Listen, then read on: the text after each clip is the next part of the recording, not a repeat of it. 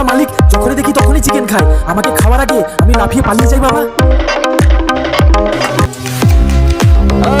মাইরে মাই মালিক, এ কি করলে তুমি? আমার সিটটাটাই কেটে দিলে, খুব জোর লাগলো কিন্তু। আরে মালিক, এই সাদা হাগাটা কার? কি বিচ্ছিরি গন্ধ।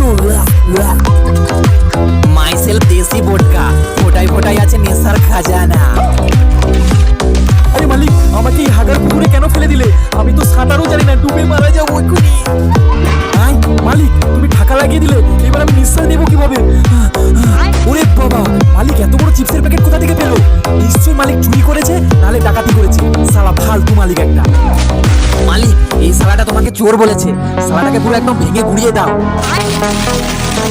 মালিক, তুমি আমাকে এভাবে ভেঙে চুনো চুনো করে দিলে, দেখবে তুমি আমাকে যেভাবে ভাঙলে, তোমার চুন্ডি গার্লফ্রেন্ডও তোমার হৃদয়টা ঠিক এভাবেই চুনো চুনো করবে।